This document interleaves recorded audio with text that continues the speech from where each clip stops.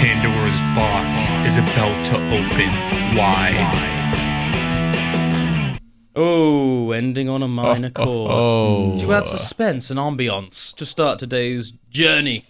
It's not a show, it's a journey. Oh, yes. The journey of life. Oh, that's a circle of life. Welcome to Pandora's Box, everyone. I'm your host as usual, Obadiah Pennywhistle. To the right of me, we have Drewster and Bullwinkle, as he is known by the French. And to the left of me, the mayor of Winkletown. Where Winkletown is, nobody knows, but apparently he is the mayor. He is the mayor. Keep that in mind. Of said town. So yeah, thanks for chilling with us this evening, everyone. Hope that you're feeling fine and dandy out there as normal. Just want to correct a couple of things. Last week I couldn't remember which astronaut. I think I said it was either Neil Armstrong or Buzz Aldrin, didn't I? But I thought it was Neil Armstrong. Our trusted comrade, Bernard Critchley, tax extraordinaire specialist, the umpire of life. The umpire of Yeovil and Crewkern, and of life, himself has confirmed it was Buzz Aldrin. We actually just watched the clip before we started the show today. It's pretty entertaining. I don't know why the guy is being so aggressive, or the guy that's like sort of confronting Buzz Aldrin about it, but he's like walking around with the Bible going like, swear on the Bible. Swear on the Bible. Swear on the Bible. And then Buzz Aldrin, like, it's like he's like some old man in a suit. He's obviously at some like hotel. He's probably just like, chilling out with his missus. This guy just won't leave him alone. Buzz Aldrin asks him to leave him alone about 20 times, and he gets right up in Buzz Aldrin's face and calls him a liar and a coward. And understand. That was the moment, wasn't it? He was just like snap. Well, it's just like that's just drawing the line. And also, Yeah. like, how many times did Buzz Aldrin ask him to can you just move away? Can you just leave me alone? Yeah. And then it's just like, I mean, let's face it, very rude to get in someone's face and call them a liar and a coward. Like, so yeah, Buzz Aldrin frickin' gave him a quick one, quick jobby, A quick Boom. Yeah, I mean, getting the message across, guys. Getting the message across. I don't think the moon landing was fake, personally. I don't think it was faked. I think that I don't like to think it because it was Neil Armstrong and my second name's Armstrong, so I'm like, yeah. there may be some relation there. Yeah, exactly. Probably not, but Well, no, it's probably back far enough. I mean, obviously, originally, all Armstrongs would have been the Border clan in Scotland, wouldn't they? yeah. In fact, what was it? I heard something the other day. What was I watching? I'm pretty sure I was like watching something and it mentioned the Armstrong Border clan. Oh, cool. I can't remember what it was now, so it was pretty much a moot point. Not to be confused with a moo point, which is just when cows go.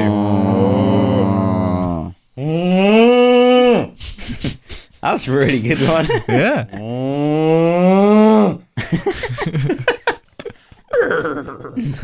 I pride myself on my farm animal impersonations. It comes in handy when you have a small child.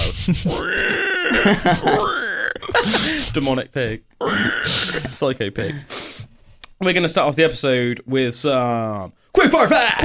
And then we're going to get into what is it's no right or wrong answer. I'm going to ask you guys a question, which there is no right or wrong answer. It's more like it will be almost like fun us just discussing the topic. Cool. And then I've got some obviously opinions, which I'll mix in some. I'll weave in some facts Sprinkle. with my opinions. But yeah, I think this is quite a cool fact. Did you know that in Japan, train delays are really rare, unlike in Britain?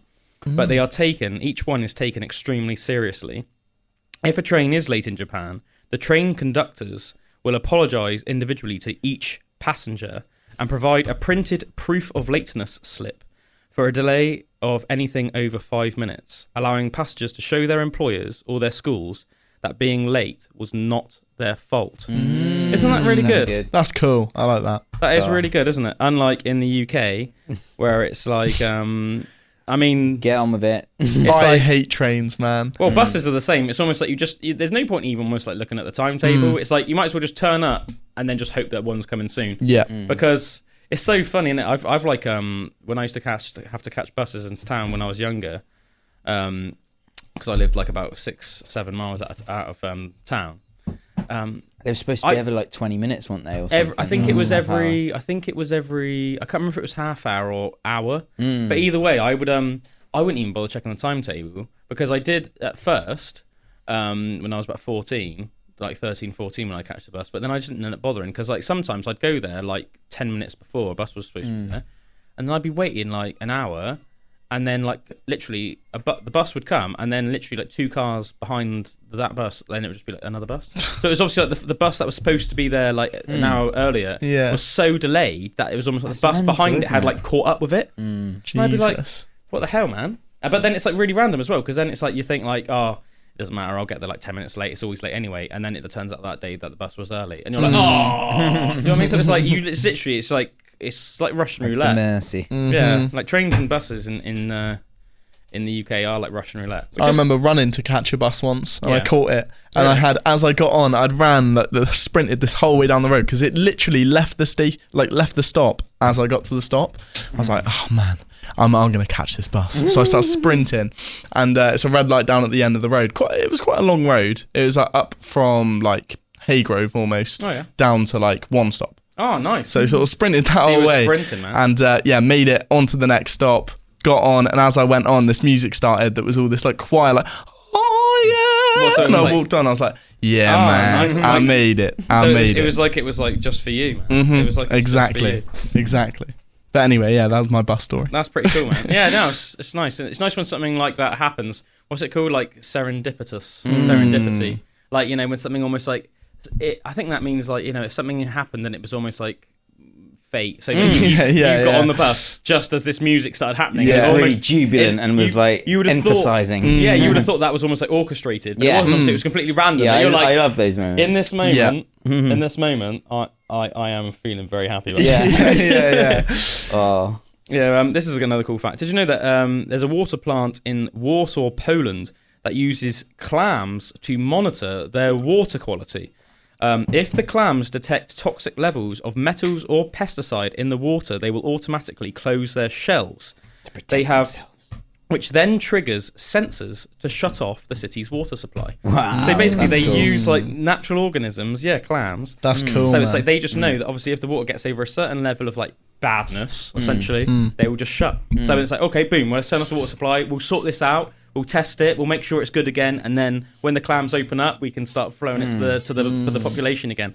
That's such a good simple way of doing it. It's like, and also I like the fact that it's like using like nature to your advantage. I mean, you don't have to come up with some like technical like water monitoring solution, and it seems for some reason like to me almost like more trustworthy. Yeah, it's very easy, very natural, isn't it? And well, the clam's obviously not going to want to be taken in that rubbish, so it's just going to shut. I think it's so interesting how like animals do know those things. I know we've talked about it before on like where the birds will start flying off if they know that an earthquake's going to happen and that, and they all go crazy and stuff. Yeah. But even like a dog with like water, so like you put 2 bowls of water, one's like a fresh bowl of like river water or something, or like rainwater, and then just some tap water, both out, and it will go over and it will drink the river water one. But if that was me, I'd have no idea. I wouldn't go over and be like, oh, which one should I? Or if you put 2 glasses out for me, it's like, do you know what I mean? It's like one thing stuff like that. I always notice is like my cat and pretty much any cat I've ever witnessed, they will rather drink rainwater than water I put out for them in a bowl.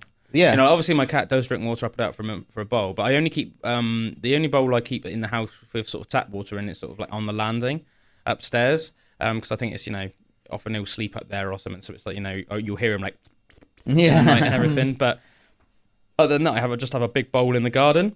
And most of the time, unless it's like obviously like summer and it's like one of those days where it's like scorching for days on end, I usually just let it fill up with rainwater. Yeah. And then obviously it's like, say it doesn't rain for like 3 days or something, well, it's still probably going to be like pretty full, like or only get like half empty or something, because it's like a really big dog bowl.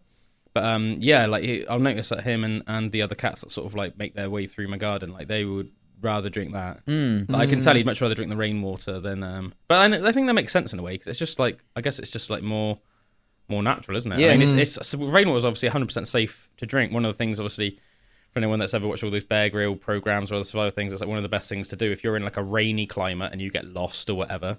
Is like, just like somehow try and gather rainwater, perfectly safe to drink and stuff. Much safer to drink than if you just found like some dodgy stream or like a river, because you never know. It can get because obviously animals are weeing and pooing. And dying as well. Like, you think of like, you see like cows, like dead cows floating down the River Parrett and stuff, and like man, you would not want to drink that water from the River Parrett. Like, it's so brown.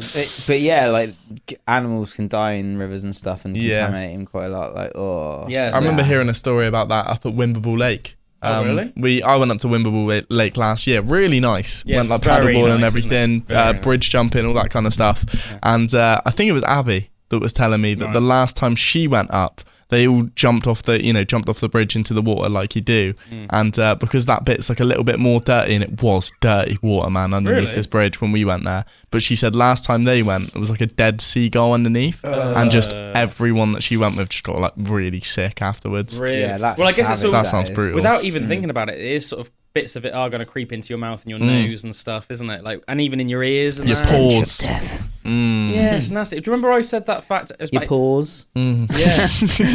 Remember, I think I said about like a year ago on a Pandora's Box, didn't I? I said that fact about how many like different like I can't remember exactly whether it was termed like parasites or what. I think it was a parasite. Like it's just really commonly found in fresh water, and not like I'm like I'm not talking about fresh water in like exotic countries like Africa or like the Amazon. I'm talking just like British water, like so just like a lake.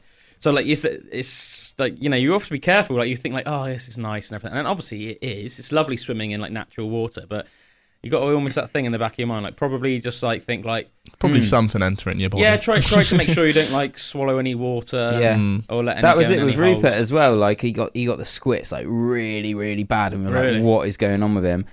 We got his poop analysed. And it was this parasite that was from fresh water, river water, and he jumps in whenever he sees water. He just jumps in. And the other thing as well is like back in the day, like medieval times and things. Like apparently the reason that people used to drink beer more than water was because it was safer, because it was fermented, and it was because it was like it was just safer to drink than the 100%. river water, because most of it was contaminated. People back in those days used to drink alcohol all day long. Yeah, purely because it was safe. Safe. Yeah. To drink. So. Like it makes me laugh in a way, because it's like you hear about all like the different issues were faced in the past, and don't get me wrong, I'm not saying I don't actually think probably relatively it was actually any worse than today, but I think in some ways obviously it comes across as a more barbaric time to us. Let's say like the medieval times or the Dark Ages, what's now known as the Dark Ages, or what people call the Dark Ages anyway. But really, it's like really not surprising like any battles or like crazy stuff that kicked off, because it's like imagine just being drunk all day and then imagine just like someone just annoys you and you're like, rather than just being like sober and being like, that really annoyed me, but it's no point making a big deal out of it. Instead, just hammered, drag a guy off his horse and just like just start like headbutting him or something. And then he's just drunk as well. He goes down, get his drunk mates, and that then you go get your drunk mates, your drunk village. It's everyone's drunk. Everyone's just drunk all the time, mate. But, it is funny how universal alcohol is, isn't it? I remember I was watching a video recently of someone who went down to, I think it was the Amazon, and they were staying for like a week in the Amazon. They sort of went off, it was just these two people, and they knew this like what they called an uncontacted tribe. I don't know how true that is, because obviously they contacted them to find them. It's relative, isn't it? I mean, there are some tribes. I think they were definitely very like tribal. What they probably meant was there are some tribes that basically still live. They have contact with the wider world, but they live with their own traditions still, yes, and most of them never actually visit like our societies. They just know of. I think that's exactly it. But when they went, like all the people like almost threw them this like celebration and made them pints and everything. And when I was they were like, oh right, this is just like a pint, and they were just drinking out of this like cup. I don't know if it was beer or just some kind of like it was some kind of alcohol, because they were saying the kids aren't allowed it, like if this is alcohol. But I found that quite interesting, like just how universal alcohol is as like a celebration, and very sacred as well. Like I remember in Vision Festival that I went recently to in Costa Rica, and there was this woman who was giving a talk then about because they brew beers, but she was talking about the traditional way that tribes would consume alcohol and drink alcohol, and it was all together in like a unit. Like they would never do it on their own. Like we've kind of got into the thing of like obviously we do socially, but like some people just kind of like drink on their own, and it's like an insular thing. No, it's not, and that's what she was saying. Like we've like lost touch with the actual camaraderie and everything of why they would do it, and it was very like sacred to them, and the techniques of brewing it and brewing intention into the beers. And I was like, this is so cool. Like I think it's what they were talking about. I think it's almost a bit like food as well. I think that like to me, and this is why I think it's like gluttony is such like a bad thing, and I think that might sound almost like funny to some people, because on the surface obviously gluttony is nowhere near as bad as some other classical quote unquote sins, but I really think gluttony can full on ruin your life, whether it leads to like drug addiction or alcoholism or obesity. Like, because on the surface, it's almost like, say you have like your favorite cake, right, or your favorite pizza, your favorite alcoholic beverage, and you think that's really, really nice, and the dopamine hit I'm getting from that is like out of this world. So I don't know. I'm an adult now, so I'm just gonna have one of them every day, or two of them every day. And then it's like you have it every single day and you're getting that, but then you're reliant on that for that dopamine hit. And then before you know it, because obviously it's not very good for you to have that thing, whether it's the cake that's full of the sugar and the fat and it's full of calories, and then you're probably getting a bit out of shape, or, the alcohol, it could even potentially affect your home life, because obviously when you're under the influence of alcohol, you're not as good judgment and stuff. So it could like affect that, and you're not as reliable or like helpful to your family around you. But also, it takes away in the long term your appreciation of that thing. Whereas, as becomes said, normal. If you say, right, I'm never going to drink at home. I'm only going to drink, or if I do drink, it's going to be I'm only going to drink socially. So if I do drink at home, it's going to be because I have friends over, or either that, or it'll be like like something like obviously the charity gig we did, where it's with your friends. It's like, oh yeah, it's really nice obviously to have a few pints like during and after that. But then as a result, you appreciate that way more. Because it's not like an everyday or even every week thing. Yeah, or even if you get a bit tipsy, it's not a normal feeling. It's like, whoo, it almost like brings back the childlike wonder of what it was like to get tipsy with your mates and stuff. Do you know what I mean? Like, rather than it just being like, an average Thursday night again. Where you're feeling a bit half cut. Bring back that that respectful thing, almost like that sacred thing of like, it's. Do it as a group or like as a friend, and then it's the same with food. That's what I was going. That's why I was making the sort of the crossover to saying about like cakes and that as well. Or it's like say you have friends over or something, or say you go for a big meal with like a group of friends or something. Like that's lovely then, and then you sort of like you indulge a bit more than obviously you would if you were just on your own. But I mean, I think day-to-day eating should be always remember. It's almost like you want to make sure you're always like enjoying your food, and it's really easy if you learn how to cook, you can enjoy your food even if it's very healthy food. But also remember that food's for like function. Make sure you're functional and healthy. Because if you're not functional and healthy, you will be more unhappy in the long run than you will be unhappy from like your food not being like frickin' like tasting like a greasy kebab and like cake every day. That's been a big one for me as well, thinking of something like that relation to like unhappiness, or if you have got a little bit of like a feeling of something like not right, how that could basically be about like what you're eating and how much exercise you're getting, and that was it. And I've been feeling so much better since. Mate, you've been doing a great job, Drew. Yeah, I've been like because it was we were saying like a month ago or a couple months ago on the podcast or whatever, like starting doing it. But yeah, I've been keeping up the fitness thing. Like, have you made sure you've been going? Yeah, I've been going gym like every week, like 3 times a week, and or like including. Been to the gym this week. Yeah. Oh, nice. Yeah. So you've been to the gym a couple of times since we did our gig on stuff. Yeah. Oh, yeah. Nice, man. So like, but keeping that up and just it's something that you're not thinking about, just introducing a habit into your life that is like, it's a bit hard or whatever, but like, is that going to affect anything? Rather than just what you look like and stuff like that. And I have been feeling happier and feeling more like just on it with stuff, which is cool. It's like, I wonder how much in people's lives could be simplified by just eating well and kind of getting a bit of exercise. There's a good saying that I've heard a couple of times over the years, and it might sound a bit like cliche or something at first, but I definitely think it's true. And that's have you guys heard this one? It's like nothing tastes as good as healthy feels. And I think that's a good quote. Nothing tastes as good as healthy feels. I really like quite that. A good quote. Because I do that is and 100% that is true as well. And as somebody that has been very unhealthy in certain parts of my life and also extremely healthy in other like times of my life, mate, not even a question. Not even a question. Like it's like not even close, man. The feeling of being like healthy and fast and strong and fit. That is amazing. That is like feels even amazing. Like yesterday, like so we're like moving in the process of like getting everything sorted. Yeah, you're moving house, and and there's like this massive bag, like the big industrial bags of like, and I'd filled that up in the garden like over the time we've been there, and just keep thinking, I'm gonna take that to the skip at some point. But the bag was like so insanely heavy that it's like I couldn't even move it. So I had to like basically take half the stuff out of that bag And into then another get it bag to- and then do yeah, it in sure. 2 hits, like basically.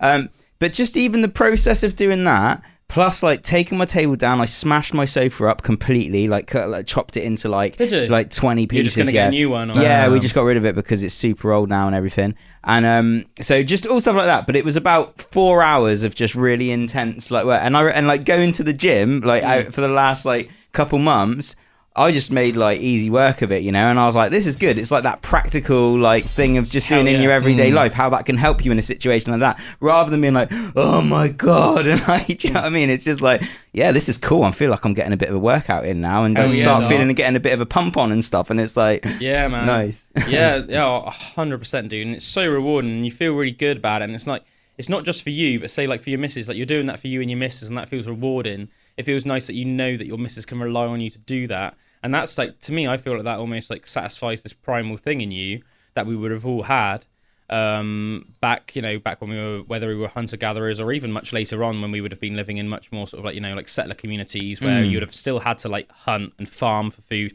Arduous things, man. Like, hunting and farming all day is not easy. It's like you have to be strong and you have to be fit and you have to be physically able to work like pretty much all day long. And then when you get home, you're probably still going to then have to go and get firewood and chop firewood and build fires and, do other stuff, blah, blah, blah, blah, blah. So it's like, it would have been an arduous life, but it's fulfilling that primal thing in us, which is like, you're pulling your weight and you're almost like satisfying, like ticking that box of like, are you doing almost like your man duties? I like absolutely love gardening. I've been doing a lot of gardening sort of in preparation for spring and summer. And I just love that. It's like Sunday's been like our gardening sort of day recently and our like thing. So it was really nice. Like on Sunday, like Em and Evie built like a bug hotel together, just like with all like sort of like recycled stuff we had and loads of old like bamboo canes and like old bits of like wood and stuff. And I got Em out my drill so she could drill holes into them all and stuff like that. Do you know what I mean? And she got a glue gun out so she could make this really nice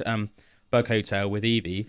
Well, I was just like proper, like the bit at the bottom of my garden, like past the gate. I was just like blitzing the hell out of that because obviously that's sort of like grown a bit out of control since like last summer, and still had some stuff from like like bamboo canes and other stuff like bamboo poles out from last year's sort of growing. So just like took all of that, ripped it all out of the ground, literally, and just like a real nice process almost, just like getting out my strimmer, strimming it all down, and then raking all of that stuff that I strimmed up, raking it all, putting it into the wheelbarrow, then taking that down to the bottom of the garden, putting that in a pile, and then mowing it all so it's even flatter. And then finally just like, getting out my spade and my hoe and everything like that, and then just churning up all the ground so it's just almost just like fresh, just malleable like dirt, There's something real nice about mowing the grass, isn't there? Oh, mate, amazing. Mowing the grass on like a nice day, maybe you put your headphones on, and then just walking around thinking, this is really nice. That's what I did at the end of the day. Just to finish off, I then just like mowed like the bigger part of the garden, just like, mowed it all and like fresh lines and everything, and it's just it's such a satisfying feeling of just you feel like you've done something, you feel like you've earned your meal at the end of it as well. 100%, because we had a roast dinner, like just cooking away. Oh yeah, that's time. the way to do it, man. So it's just like just about that. I finished mowing the lawn just as like the food was ready. So it feels like coming in, matter of just like making the gravy and then it's like dishing up. I think you almost get that instant gratification as well, don't you, of being able to look at the garden at the end of the day and you go, yeah, I did that. Yeah, and you get a similar thing when you do work on something, say on a computer or something where you're creating something, you're like, at the end it's like, oh, you upload it and it's like, oh, well, this is done now, but it's not the same as just physically getting your hands on something and just going for it. Not.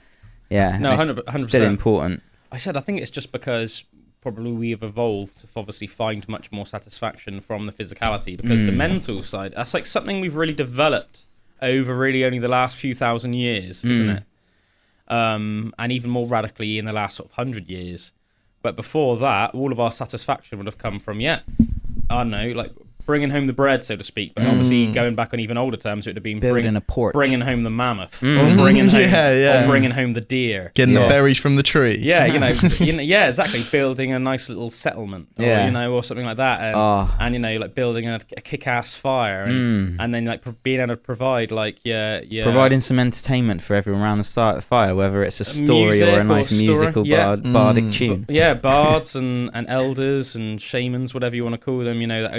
The storytellers, bringing down those deep lessons to you, because at the end of the day, obviously all of those things originally was more like to pass down like morals and ethics, wasn't it? Because they're like, it's always All like word of mouth as well. what's the moral of the story? That's where it comes from, that saying, isn't it? All of these stories had like the moral of the story is don't betray your... It's a way of teaching, yeah. Don't betray the people that got you to where you are, because you'll end up like such and such in this tale that ended up like... with his head sad chopped off. and alone on an island with no hands. Yeah. Like, Mate, I also thought recently that I really want to do, which I think would be so satisfying. I took my table apart, just took the legs off it and everything. And it's a real nice oak table, and looked at all the underneath of the table and that, and just the way it was all put together. And you can open it. And I was like, I really want to learn some like furniture making. Like, imagine like making a chair or making a table and like fully like hand like carving it all and doing all that stuff. I'd love to do like a little evening workshop or something to actually learn how to work. I don't even wood. reckon you need a workshop to do it. I reckon you would just be like... Just need a YouTube video and some tools. Yeah. Yeah, because one thing that's nice, I've been around like Emily, my partner's granddad, enough now, and I just from like watching him, because he made our like kitchen it makes table and sense, stuff. doesn't it? Like how you do stuff when you see it. It's like like especially because like with Evie and stuff, sometimes she wants to like get under the table, like treat it like a den and stuff like that. So I'm under the table. Sometimes when I'm under there with her, like playing a little game with her or whatever, pretending we're hiding from like a disgruntled badger or or like a dragon or something. Like I'm sort of like looking around and I'm seeing obviously how it's all put together, and it's like it's one of those things. I mean, it's like common sense. Everything is complicated when you don't know how to do it, and everything's simple when you know how to do it. But like, do you know what I mean? I'm looking at it, I'm like, yeah, this is like pretty common sense, really. Do you know what I mean? I think it's more like if you were just obviously just given a tree, obviously, and you're like, right, make a table, you'd be like, okay, this is going to require a bit. But learning about the joints and stuff like that, and it's like I almost think as long as I had that table there, almost like, or at least some pictures of it. And then I was like in a builder's merchants, and I'd be like, okay, well, I obviously need this many like 2x4s, and I need some bigger planks for that, and I need like some some squarer bits of like timber for that. And then I could almost like go back and okay, I've definitely got everything that was made to make that. And then it's almost just a matter of like cutting the planks to size, deciding how big you want the table. Do you want it 6 foot long? Do you want it 10 foot long? Do you want it 4 foot long? And then obviously measuring that, pound on that bad boy. Measuring that, cutting that, and then making sure you've got like enough screws and stuff to screw it all in place, and then you finish all that stuff, and then make some benches, and then you varnish it all at the end. Pick your varnish. Do I want to go for more of like an oaky varnish or a pine varnish? It's nice. I think it's one of those things as well. Like I remember when I took all of the finish off my Gibson Explorer and got it back down to its like mahogany, like, and you did scallops, that really well as well. Yeah, so it's just that like it's something that takes hours and hours and hours, and like with the sanding, the whole process, because I hand sanded it all and didn't like use a machine or anything like that. It was like a really long, arduous process, but it's like you almost get into the flow state or like the meditation of just doing something over and over again. That's like really like that you can see forming a shape in that. And I reckon that part of like woodwork as well, like doing the finishing and all that stuff would be so like satisfying to see it all like shining and like, just super smooth. And wood is just beautiful as well. It might sound hilarious, but one of the things I'm looking forward to doing when I sort of like finish all my sort of like my little gardening project that I've got on the go at the moment is I'm just looking forward to just like revarnishing my gym. Because obviously that's sort of like a log cabin, isn't it? Sort of like style gym. And obviously it needs to be revarnished about once a year, because obviously the sun damages the varnish and everything, and then obviously the sun damages it in the summer, and then obviously there's all this rainfall we have in Britain in the winter, and that's when obviously it can start making the wood go a bit soft, and then it can start leaking and stuff. So you really need to make sure you stay on it, because it's just like a waterproof barrier essentially, isn't it? Yeah. The more you leave it, the more wood. Protects the wood, makes water sure can get in. So I'm really looking forward to that, because obviously it looks really nice when you've revarnished it. That must have been an amazing process as well, like because you helped build all that, didn't you? Or like I did all the donkey work. Yeah. So I did all the lifting. Just to see how a whole building is put together like that. Like he was like the master builder of it all, obviously, because obviously I've never like just made a building. I'm not obviously just not in that trade, but Stan is like a master builder, and like he's built loads of buildings across the Quantocks, like over the obviously he's in like his like mid 80s, and like the amount of buildings he's made over the Quantocks, and the thing is he's still in such good shape. But I think that's a testament to that sort of lifestyle. That lifestyle, and also like never really stopping. Like he's really sensible. He doesn't just like throw caution to the wind. He's not just like non-stop all day every day. Like I'm sure he would have been a lot more when he was our age, but he's sensible, but he makes sure, you know, he's like greasing the groove, as I say, or like, you know, I say like motion is lotion. Like, you know, that's like Stan is a testament to that. Like,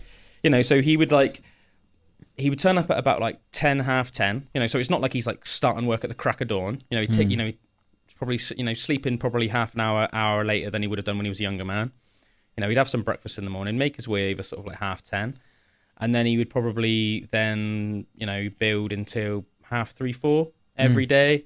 Obviously have lunch in the middle.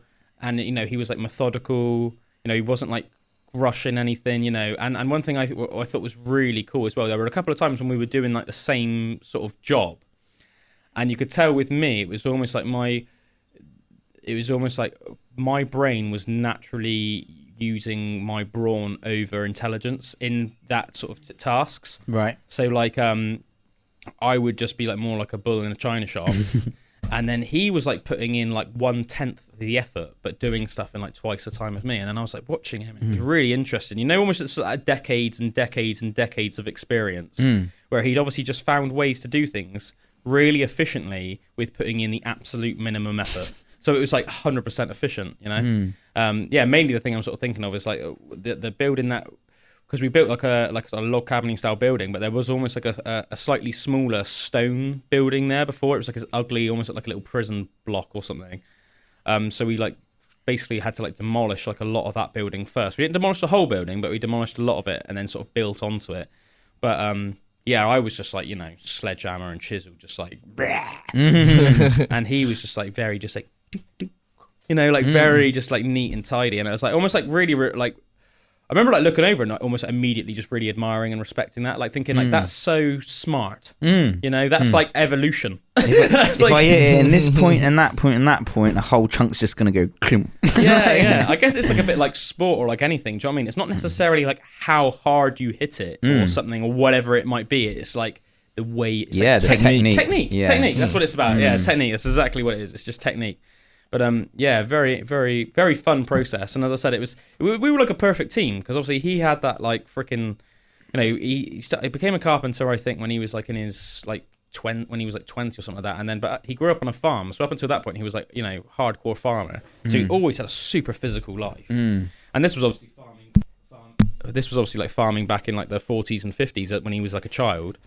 So you know, let's face it, less reliance on like machinery as well. So he had to be stronger, and he's in great shape for his age, man. Like great shape, you know, like as I said, mid-80s. You know, he's still active now. Oh, like, that's good. He's like technically retired, but he still does like a little bit of work on the side. So good in his 80s. Like, the only thing keeping my granddad like fit when in his 80s, because he still did golf at like the start of his 80s. But or to mid 80s, but then as soon as he stopped that, you just saw his muscles atrophying and stuff. Well, mate, it's like leaving a car like too long in the garage though, isn't it? And then like, expecting it to start. Well, it's like, well, it's not. It's got rusty piston rings. It's gotten almost like too used to being sedentary. Yeah, you know, it's just you just sat there, and then it's like, you know. Is it going to start? You don't really know. Even if it does start, you know, how deflated are the tyres? Yeah. Let's face it, something under the hood might need replacing. Need to grease that groove, baby. Yeah, grease the groove. Motion is lotion, baby. I think, as I said, it doesn't mean you have to be like going crazy every day, like living your life like Arnold Schwarzenegger or Brock Lesnar. Do you know what I mean? But it's just like that staying active. It's more like consistency. Yeah. Consistency is king. Consistency of movement. You know, consistency of movement, you know, and then balancing that with rest and balancing that with good food, you know? And as I said, I think Stan's a great example. Like, he doesn't eat like a freaking athlete, but on the whole, he eats pretty healthy. And obviously, he's always grown his own vegetables.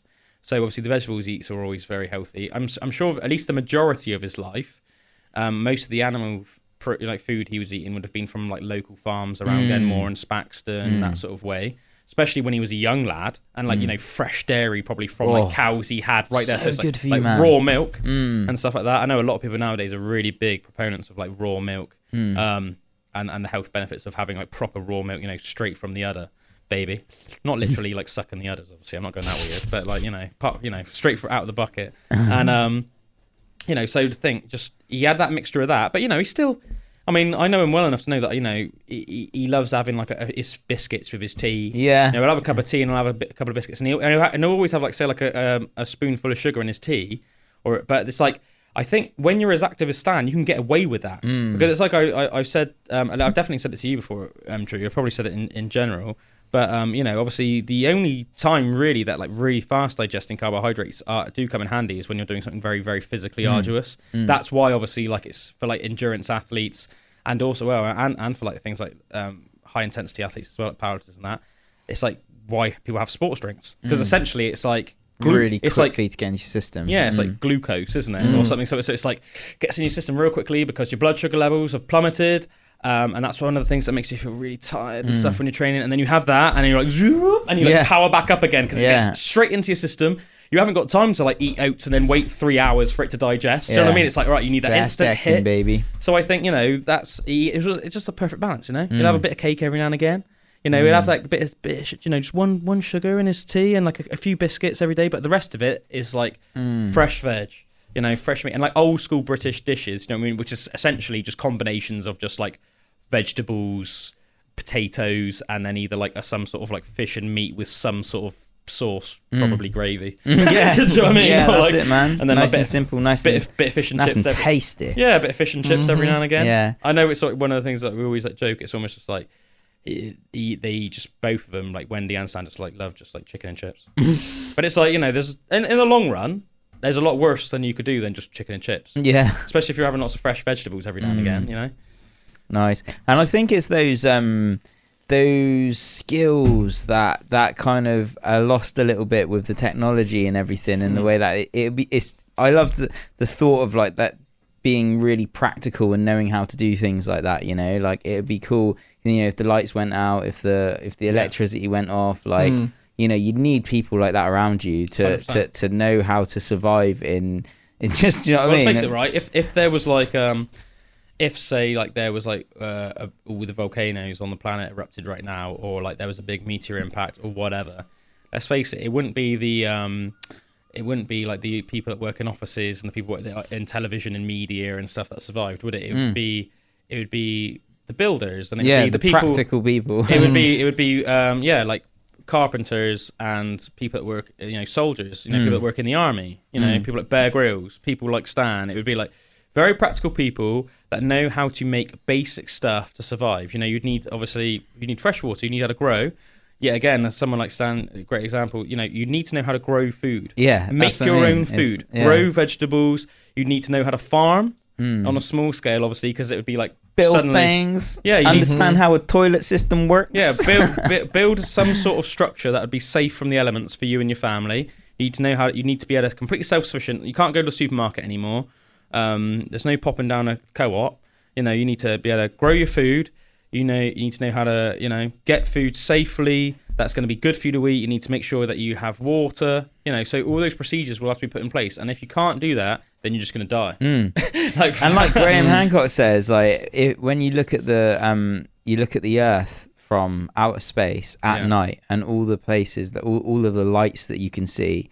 Like if it'd be all the places where you can't see lights, all the people living in those areas, they would be the people that would survive any kind of like. It would be the descendants of those earlier on in the show you were talking about, like Amazon tribes and that. It would be the descendants of that Amazon tribe that would have weird stories that saying like, oh yeah, thousands of years ago, our ancestors said that these crazy beings would come to us every now and again in the forest from these faraway magical lands where they had things, when they had giant birds that they would fly on in the sky and they had like magic powers that harnessed electricity and stuff like that. And it would almost be like, the descendants of that world that would be the future big civilizations would almost think, oh yeah, it was some crazy tale. Some made up story about being visited by like elves or something. People in the future will be looking back to people like us like, are they the aliens? That's obviously one of the things. The ones that visited? Yeah, that's it. That's one of the things obviously that puts more and more credence, isn't it, to the whole like, Atlantis was real theory, because obviously the idea is nowadays we know that there was like an extinction level event that was previously sort of like not known of,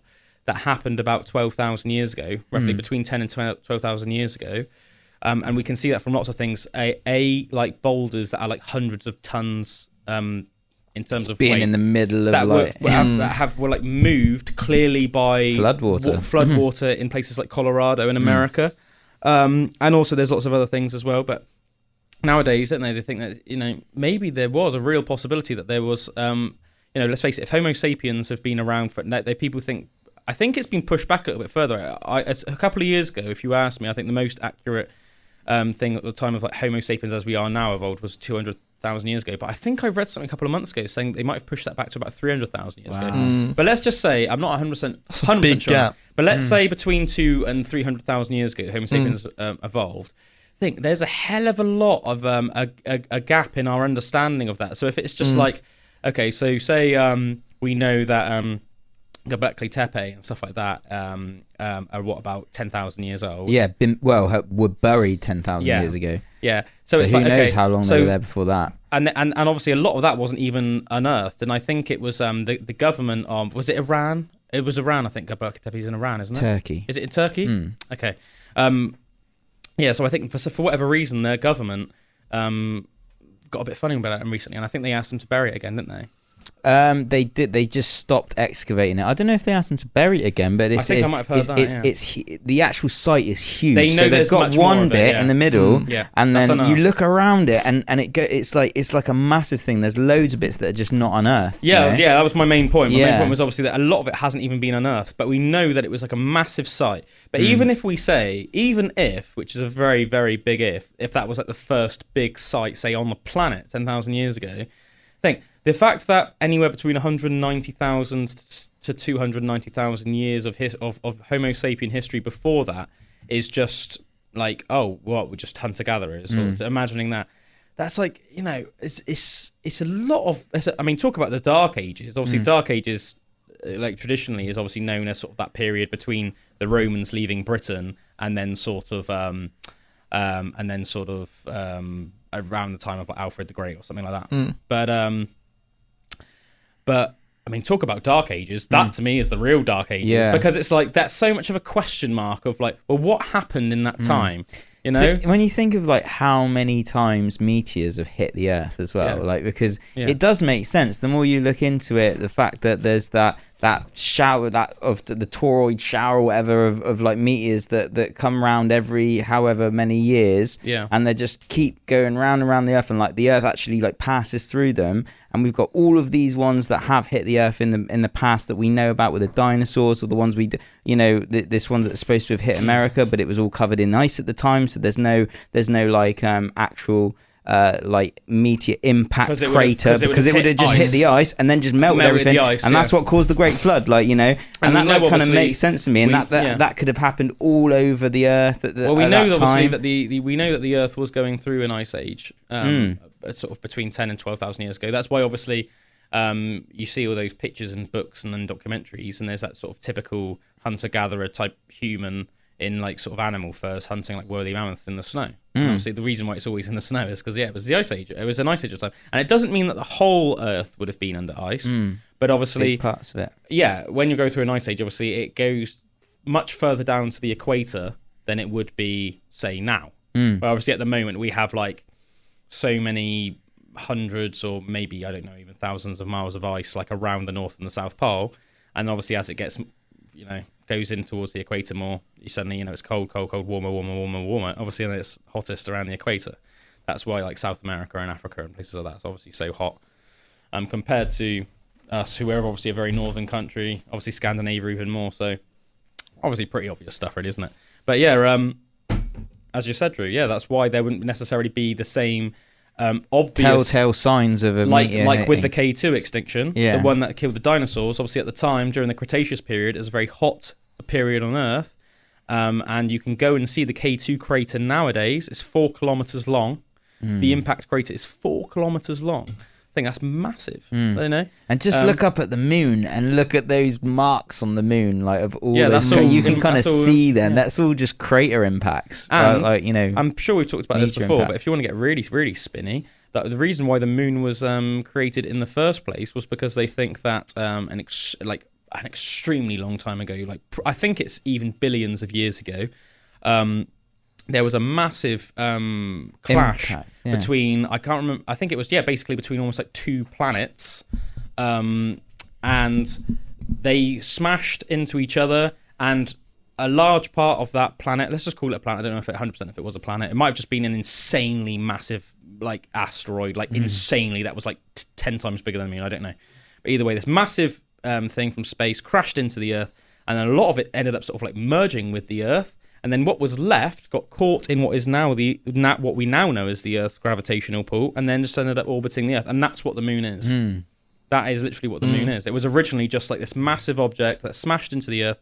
As I said, a lot of that object ended up sort of absorbing into the Earth and becoming like one, making the Earth a bigger, and then what's left over became our moon, and obviously orbits us as we orbit the sun. I think even that is pretty amazing, isn't it? So even that, our Earth itself, it's almost like already like a conglomeration of several giant space things. And that with the Great Flood or the Ice Age becoming not the Ice Age, and thinking about how much more of the Earth was above sea level than it is now and stuff, that really interests me. Like to think that all this hidden history that we don't know about. Sorry, do you mean below sea level? Is all below sea level. Because the waters rise, hasn't it? And Pangaea and the fact that it was all linked, and talking about like where Malta was and how Malta was connected to whatever part it was, and that you could walk from like halfway across the world, where now there's just all this sea in between, and that's why there's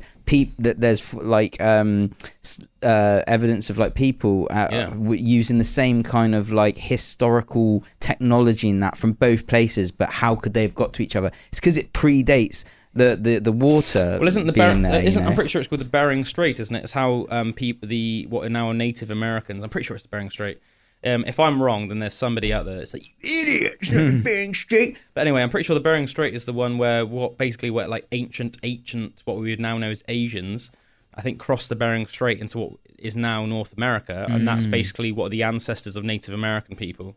That's crazy, isn't it? But it was like when you could literally walk from Asia to North America, and it's the same. Obviously, and it's the same obviously with our country, with the UK. Obviously, we're now landlocked. Yeah, people back in those days didn't have boats to travel across, or at least we don't think they did. What we know is that obviously there would have been a time where like UK would have been just like you could have walked from conjointed. You could have walked to Denmark or France or the Netherlands. I love that. So it would have just been a bigger continent. And as you said, Drew, you go back even towards the dinosaur times. I can't remember when it started breaking up. I'm pretty sure by the Cretaceous period there was no longer one supercontinent. I can't remember if it was the Jurassic or the Triassic that was the last time that Pangaea was one supercontinent. But yeah, there was one original supercontinent. Obviously now we have lots of different continents. We obviously have like Europe, Africa, all the different ones. But it would have been one supercontinent called Pangaea, and you could have walked to anywhere on the Earth. Just walked anywhere. So mad. I mean, obviously it would take a very long time. Yeah. But yeah, the different cycles that the Earth's been through, and like just what. When things happen over such a long period of time as well, like the changes are very gradual with like animals becoming extinct and things like that. But when you like go out on a big enough span, like how different it must have looked, how different it must have been. Yeah. And that does really interest me to think that there's this whole unwritten, unknown history of humankind that we're gonna maybe rediscover. Like that's amazing. Yeah, obviously time is very relative, and in like one human's lifespan, which is the only thing that any of us can measure it by, there's not really enough going on. Say even in 100 years, which is obviously the upper limit of a human lifespan, nothing that big can happen that's necessarily going to turn your head. But obviously with all the knowledge we have of history, whether it's through our knowledge of geology, textbooks, whatever, mixing all this stuff together, archaeology, paleontology, we get in this picture, and then you can see it suddenly, and obviously over the course of literally hundreds of millions of years, and then you can go, whoa, like this stuff is changing, but it's just changing obviously so slowly. Yeah, but the changes are huge, but because it's so slow, it just seems gradual and like normal. Well, it's like they nowadays call it Doggerland, but it's like which is a hilarious name, by the way. I mean, everyone was just dog in there, but it's that whole area sort of just between essentially the east coast of England and like Denmark, where that would have all just been linked, and apparently that whole sea in between Denmark and the east coast of the UK, there's just pottery and old settlements and human bones all on the seabed, like pretty much non-stop, from where before the last ice age or whatever. Don't know if it was before the last ice age. It might have been during and before. I don't know exactly when the Doggerland got swallowed up by the water. Probably was at the end of the last because of that extinction event.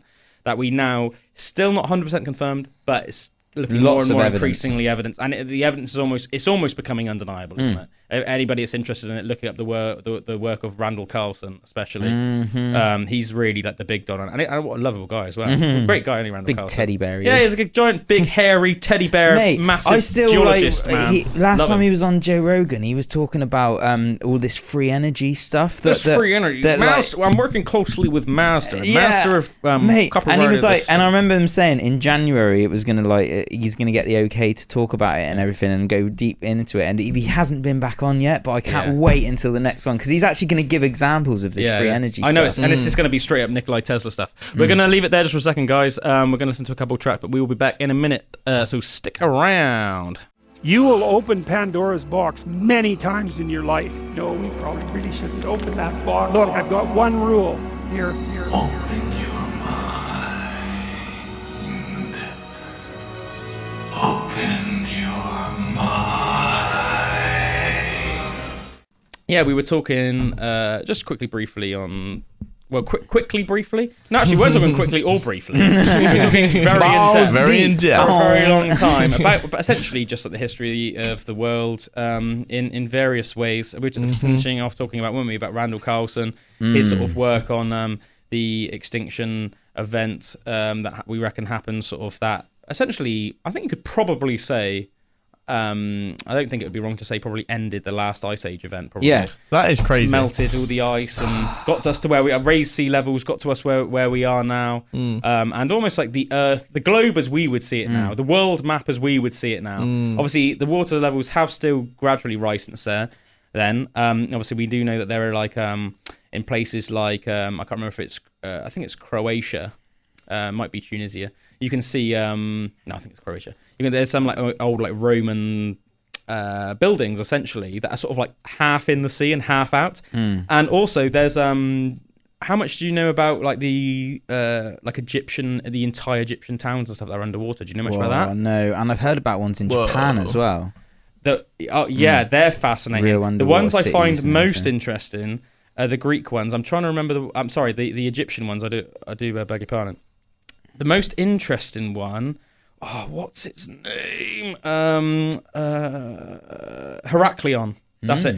Heraklion has been submerged in water for 1,000 years. Cool. Right?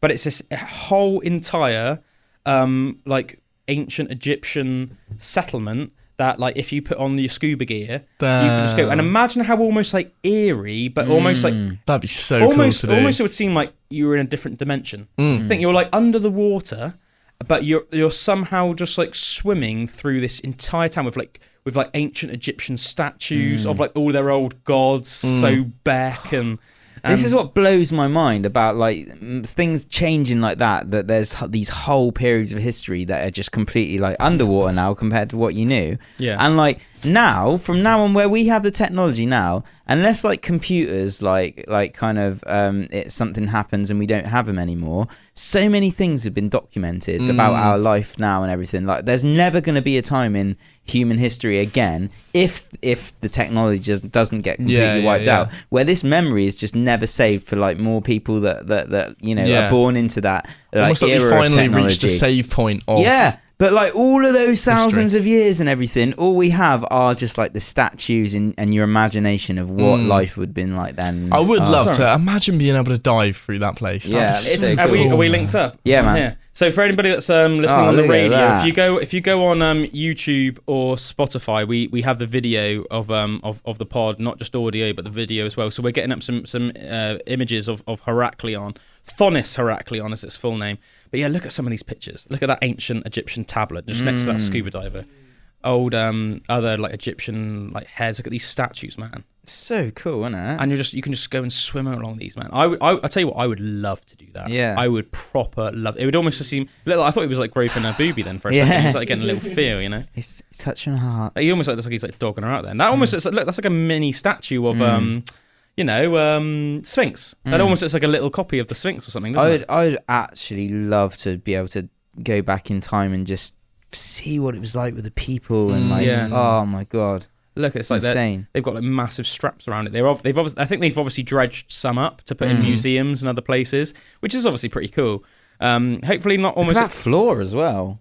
Like he's that one. Yeah, like look, that. I think that might be a different one. Okay. I reckon from the marbling, I reckon that's more likely to be. That looks more Roman to me. But this looks like a pretty interesting article. This is 5 underwater cities from around the world. This is from a BBC article.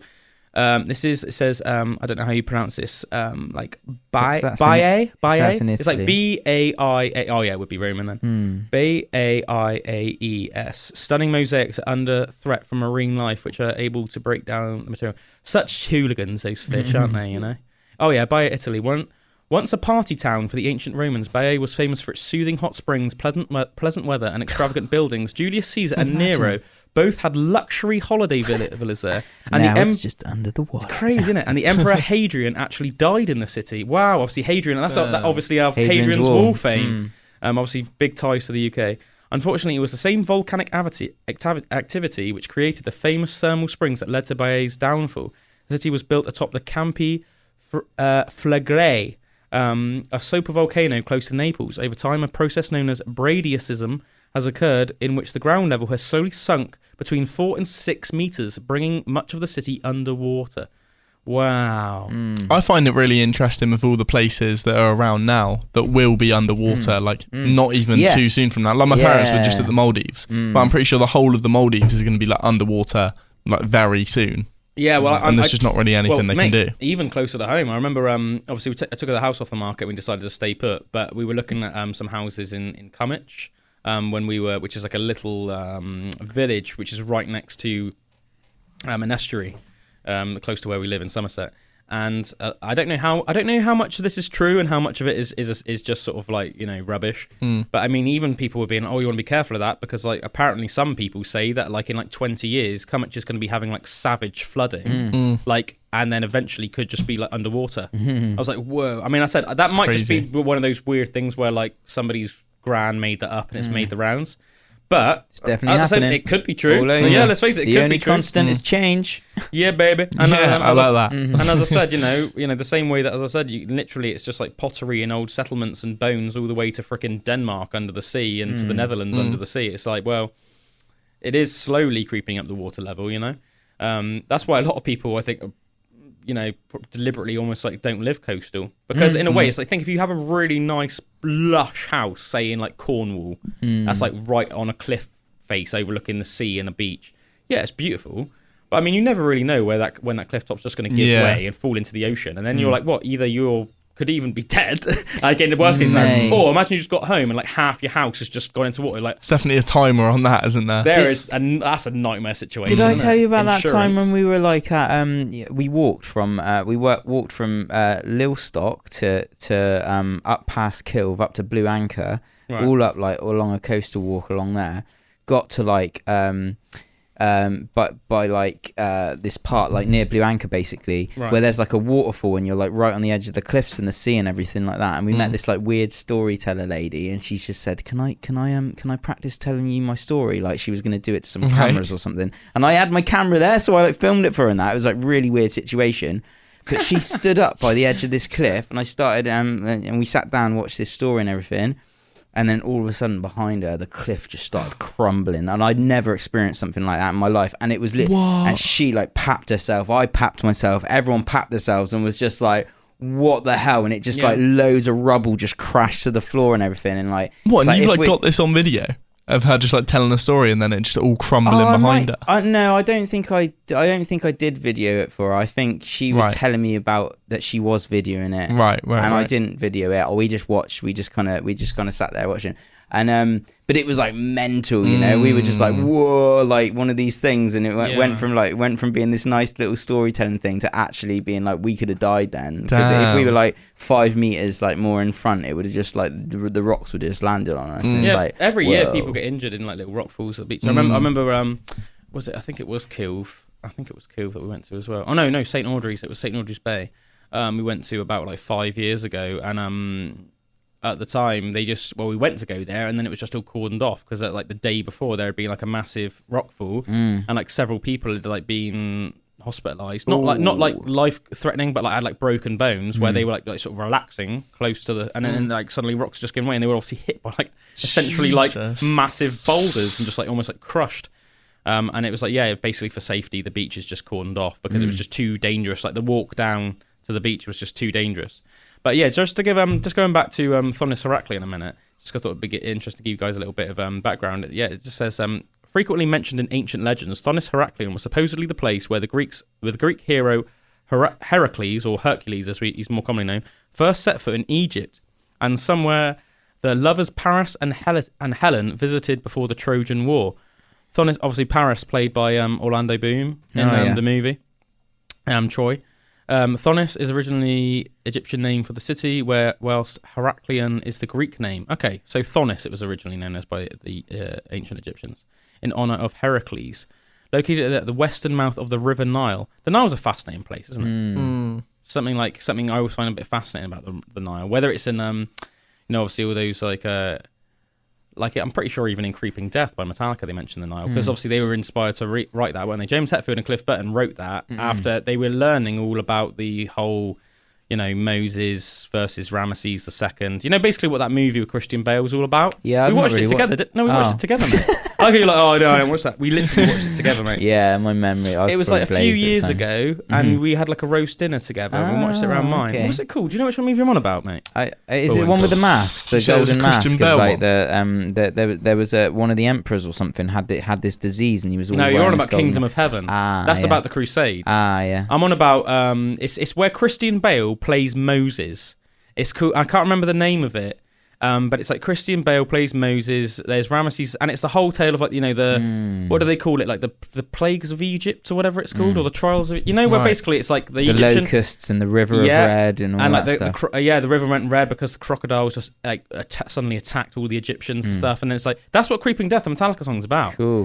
James Hetfield and Cliff Burton were reading about it in school or something, or in college, I can't remember exactly which, and they thought it was a badass tale, so they writ Creeping Death about it. Exodus? Exodus, that's it. That's why it's like the lyrics, Creeping Death, are like, slaves, they were born to serve to the Pharaoh, he'd do his every word, and live in fear. And then it's all about, Creeping Death, it's like the whole, like, it's like the... I guess like the Jewish god is like, and the angel of death, and that are like coming for the Egyptian people for like enslaving and like brutalizing the Jewish people. Like I think that's interesting. That's so cool that Metallica's written a song about that, and it's like proper accurate as well, like all the story in it as well. That you can tell they really did their homework. That's awesome.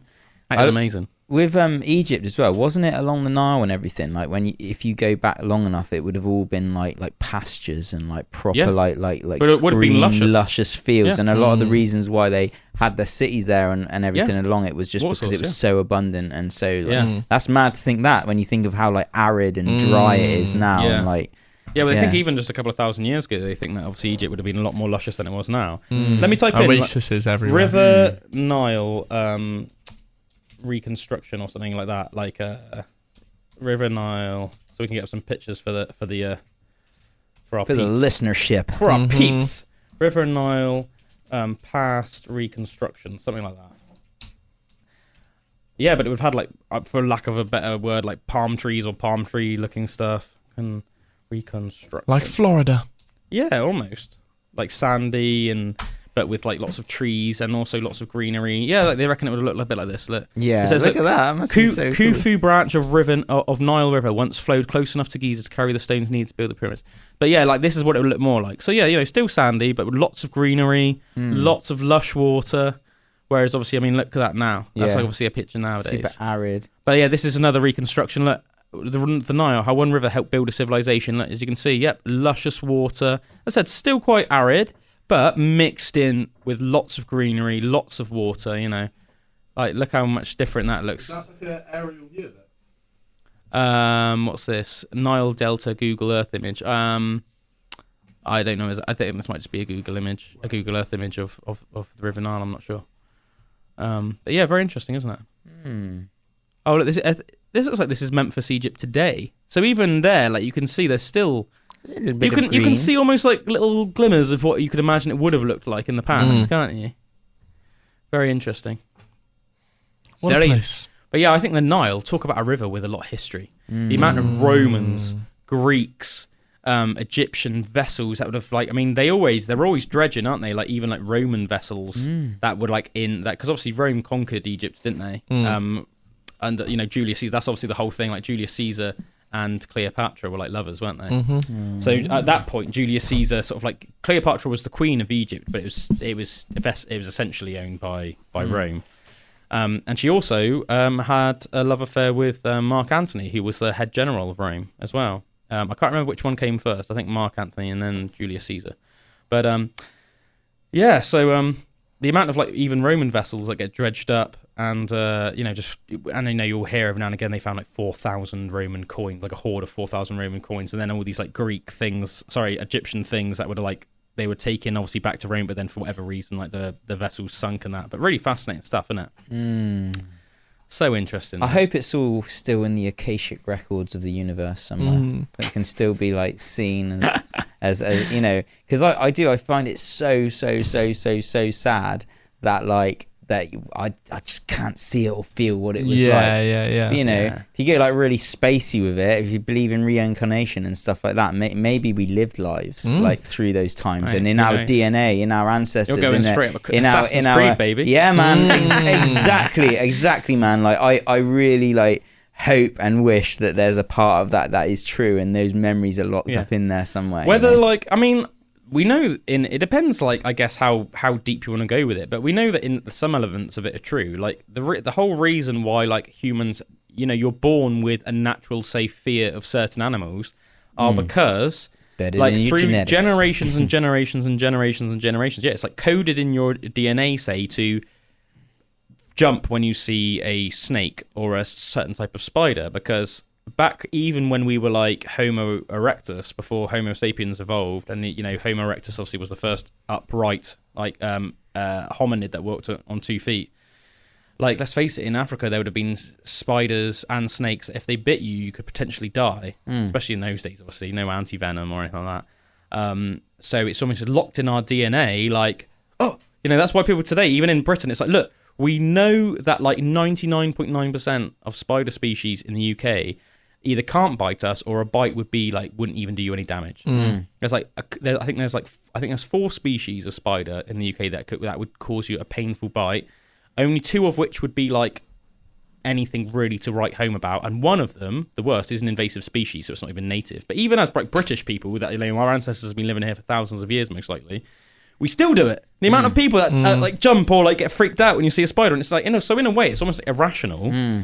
But it's that thing. It's in our DNA. It's in our, and in that way, it is a bit like what we were saying about the Assassin's Creed thing. It's like, well, that's almost like a story, or like something that's in our genes, in our DNA makeup, in our code, which is almost like, okay, be afraid of this. Or so. I mean, I guess if you wanted to like hypothesize, I mean, who knows what other weird stuff, or if there's like on a deeper level things like that. If you like saw someone, you thought, I don't like them for some reason, then you found out that 1,000 years ago, at the Battle of Hastings, their ancestor freaking murked your ancestor or something. It's and really you somehow interesting. Carry that bitterness or something. I wonder if, like, because biologically, we don't know, like, we know parts about how our brain works and how our body works and stuff like that, but whether everything is recorded, whether everything we do biologically on some level with our DNA and everything, because consciously we only know so much, but unconsciously there's a lot of things going on that it's almost like we can't see or know everything at one time because it'd be completely overwhelming. But there's like recesses of your brain, stuff that you don't even think about, that are still there and can be cool. When you can think of something that you haven't thought about for years, or you see something, or you smell something, and then all of a sudden brings back this memory, and it's like,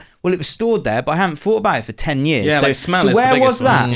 One. Where's that bit in your biological like makeup? Where is that stored? And if that is the case for everything, like everything is stored, every thought, every like feeling and stuff, then like, and in your DNA, you're made up of your ancestors and all their memories are stored. Maybe we do have it all there somewhere. There's a couple of things that I thought of when you were saying that then, and like one of them is, do you remember when I was telling you guys that it's like a scientific fact nowadays that like what you're doing around the time that you conceive your child will have an impact on them? And I was saying that like, so literally, like if you and your partner are working out around the time of conception, it's a fact now that your child will grow up naturally to be a better athlete than they would have been if you weren't.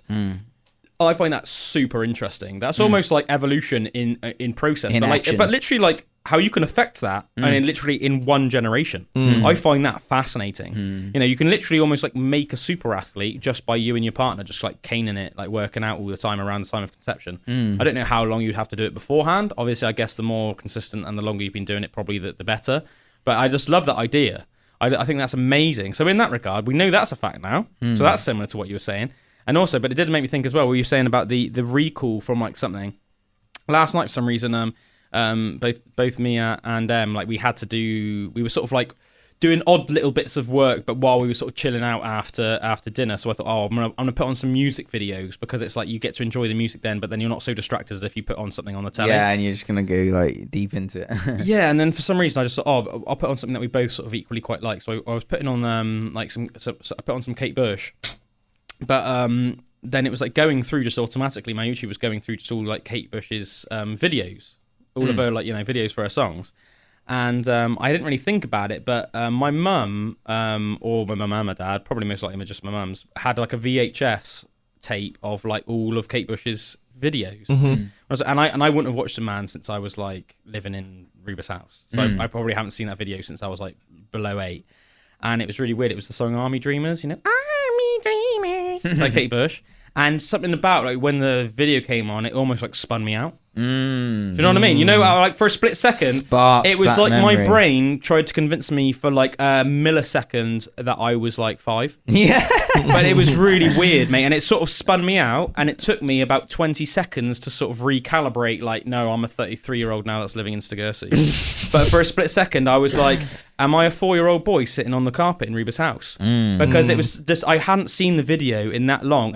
So obviously, usually stimulation, whether it's like sensory stimulation, it's usually just something once at a time. So smell is obviously the strongest thing in terms of recall. So you might smell a perfume that, say, your first ever girlfriend wore however many decades ago, and then you'll be like, oh, bloody hell, for a second then I thought it was, in our case, the 2000s or whatever decade it was when you were a teenager. Obviously hearing's a big one as well, and obviously sight. But I think because at the time it was almost like several with me, it was the sight mixed with the hearing and everything. And it was like, whoa, it almost like really, really spun me out, you know? But yeah, that was just almost like my two takeaways of like, yeah, so it's like we know that about how you can directly influence even your offspring from things that you're doing around the time of conceiving your child, and then mixing in with how powerful recall is, like that, even from like something. So for me, I think that's almost 30 years ago now, that were like that sort of what I saw that then caused me to have that really strong, vivid. It was like a slap in the face, like last night. Yeah, and that's what I find really interesting. That stuff is stored somewhere. All of that, and how much of it is let go by your brain, or how much, or is it all? Is it all just there? Well, I think that's why the Assassin's Creed books and games are so fascinating. So for anybody that doesn't know what it is, it's the idea basically that they use this thing called the Animus, and what the Animus is that there is this company that has basically found a way to like go through your like genetic makeup, your DNA. They take your DNA, and then they can almost find the story of each ancestor locked in your genes. I love it. And then as a result, they almost like tap into that, and then you go in this thing called the Animus, and then you can essentially, it's like you shut your eyes and you lie on this thing, but then you go back almost in time, and through your own DNA, you can almost access their life and almost like play it out almost like a story. Or and then obviously you're playing, so it's a fascinating concept. And the weird thing with that is that you basically become them, which is a bit strange. Like for me, it would be more like you could watch it or something, or almost like play chapters of their lives. Yeah, because it's not. But I feel like if you were getting a full experience of watching someone's memory, that would essentially you be being them. But I think the difference is like you trying to control it or not, like because in the game you obviously do what you want to do, but like it's whether like you would just be a participant, like almost feeling it, what's going on, but having no control over what's going on. But then if you start having control over what's going on as well, then it's like, where's the? I guess that kind of goes into almost free will though, doesn't it? Because it would be like your memory would be their memory. So would you, when you're in this memory, would you be wanting to do everything they did? Does that make sense? Yeah. Because obviously they're doing stuff because that's what they want to do. So if you're like reliving their memory, would you instantly then be it's like, funny, isn't it? all right, I want to do all the stuff that this guy's doing anyway. In the game, they sort of do cover that though, because there's certain things that you can do in the game which will cause what's known as desynchronization. So for example, if you did something that your ancestor wouldn't have done, and you do it more than once or twice, then the game will desynchronize, and then you'll have to restart. So like say if if your ancestor was like a good guy, which they are in all the games, on the whole, then if you just go around killing innocent people, then the game will just desynchronize. And it'll be like, and then it will. Or if you went to the wrong area. Yeah, and it'll even say on the game, it will be like your ancestor did not kill civilians. What was they also do, by the way, the Assassin's Creed games do such a good job of recreating history nowadays. Oh, they do. It's fascinating. Like I was watching a video recently of a history teacher that was teaching their class on the new Assassin's Creed games. You can go into like, I don't know do you know what it's called? I think it's called like gallery mode or something like that. And basically you can fly around and as the bird and just tour the whole landscape that they've built up. And this person was teaching like the ancient Egyptians, and they were playing Assassin's Creed Origins and just flying around and being like, yeah, look, this is what Egypt would have been like. And because the Assassin's Creed team gets so many different historians to actually build up the world, and they've got such a good knowledge of it. It's like actually really, really accurate as to what it would have been like. Yeah, the storyline itself is obviously fictional. Yeah, but in terms of the world and the time of history that they do it, they make sure that they are as accurate as they possibly can be, and that's one thing I really commend them for. So they get lots of historians on it. So it's like Origins, as Bullwinkle was saying, that's set in Egypt, but around the time of Cleopatra, isn't it? And sort of Julius Caesar. So at the time, it's sort of under Roman occupation sort of thing.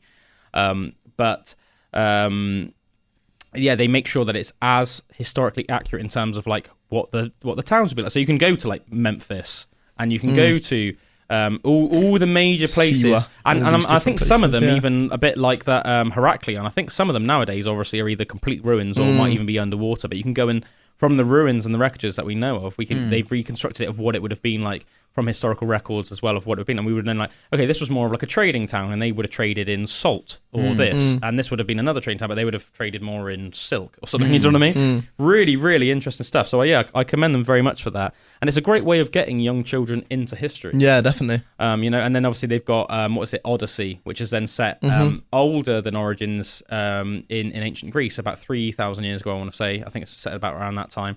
So you can literally go all around, modern day Crete, all the islands, all the islands. Yeah, and have you heard the new one they're doing? No. I'm pretty sure the next game they're doing is like ancient China. Oh, is it? I think, but that would be like a real cool depiction of history as well. I feel. Well, obviously, awesome. Fascinating with all those different dynasties they had, all those emperors, all those Chinese emperors. 100%. Really interesting, man. Yeah, I love that. It's not an area of history I know loads about. I know random tidbits. But like obviously there was like the Ming dynasty and there was loads of other dynasties. Very fascinating time. And obviously at one stage, especially around sort of like for like thousands of years, they were like the absolute dons of the East. Do you know what I mean? Like only like the Roman Empire could have like rivaled like the Chinese empires, and they had like they were so infighting within each other, weren't they? You had like Lu Bu and people like that, who would all just be leading their own clans to the point where there'd be like so many different break off little parts, all just fighting each other. The Mongols are obviously Asian, and the Mongols slaughtered like a lot of Chinese people, but didn't manage to fully conquer the Chinese. Oh, did they not? I thought they did. I don't think they. I'm not 100% on this by any means. I don't think they fully. I thought it was Kublai Khan. So Genghis Khan did, but then Kublai Khan did apparently. A bit almost like Alfred the Great, and then Emperor. Athelstan in British history. It was almost like Alfred the Great started it, but then his grandson. I'm only getting that from Marco Polo, the series, the show. No, you very much will be right. As I said, I do not consider myself by any means an expert on it. I know certain things. So obviously, I know that the Mongols catapulted people with the plague. Like dead people with the plague into Chinese cities, because the Chinese were like cocky, so they would be like in their massive fortified castles, and the Mongols were cavalry. They were expert archers on horseback. That's what they were. Probably the best archers on horseback of all time. Native Americans might have something to say about that, but so they were like, the Chinese were almost like, what are you going to do? You're like on horseback outside our like 40, 50 foot top. Like, at the time, it would have been like, their buildings at the time would have been like insane. Like only places like the Great Pyramids and maybe a couple of other like Roman and Greek things would have like rivaled them in terms of construction, like would have been like seemed like godly at the time. And they were like, well, what are you going to do? You can't like ride your horses through our freaking 20-foot solid brick wall like freaking fortifications. So they were like, we're just going to catapult all of these like dead bodies that have the Black Death into the city. Obviously, they would like lock their doors not to let anyone leave. They had only had like say like 3 months worth of grain and supplies to eat. What are they going to do? Everyone starts getting the Black Death. They running out of food. Eventually, people were freaking leaving because they would have rather have gotten killed by the Mongols and die slowly of starvation and the bubonic plague. Yeah. So it's like the Mongols were savage, very good at obviously accomplishing their tasks. And with the horse as well, like where they set the horses on fire and like and the horses like ran into the city. There was that one, and also the finches as well. So they said to the Chinese, what, birds? They wanted 10,000 finches as I think it was a finch, might be a different bird. But they were like the idea behind it was they're coming from a place where they've been fed really well and everything like that. So they got all the birds, set the birds on fire, and the birds flew back to the places in China where where their home was and everything, and just set the city on fire. I don't know whether that was made up for the show, but I know the horse one was true, and I don't know whether they did it with. You would think they would have had to have been close by, because you'd think a bird would die pretty quickly if it was on fire. Yeah, it was just that they're outside the walls of it, and had all this thing, and then you just see the flaming thing of birds, and I think the birds weren't on fire as well. They had like them on incendiary devices, on them, if you know what I mean, like, and they were just all flying home and just like set fire to everything. I was like, that's crazy. It's like the ancient version of what the RAF did to the Germans in the World War II, essentially, because they didn't really drop bombs on Germans; they would drop incendiaries. So they, rather than like blowing stuff to smithereens like what the Germans did to us in the Blitz, they would just drop incendiaries and essentially cause like massive, widespread fires. But when like fires get like out of control, like you see like forest fires in California and stuff, it was like that. We did that. We did that like to the German cities. But I mean, obviously, not a good thing to do. But wartime is tough, and obviously, without trying to go all school playground, the British did not start it. The Germans absolutely obliterated Britain. Yeah, before the RAF started like successfully sort of giving it back. I'm pretty sure Hamburg was one of the places in Germany that got pretty decimated. But I mean, obviously to this day, I mean, cities like Bristol and that are pretty much all brand new, because places like Bristol got absolutely annihilated by the Luftwaffe during the war. The Luftwaffe, obviously the name of the German Air Force, Air Force. They like destroyed Bristol, loads of places, lots of old historical sites to try and break the will of the British people. Obviously, ridiculous amount of people that living in London were killed under the Blitz, and obviously that's why lots of refugees, like little kids, would moved out to the countryside. My grandmother, my granddad included.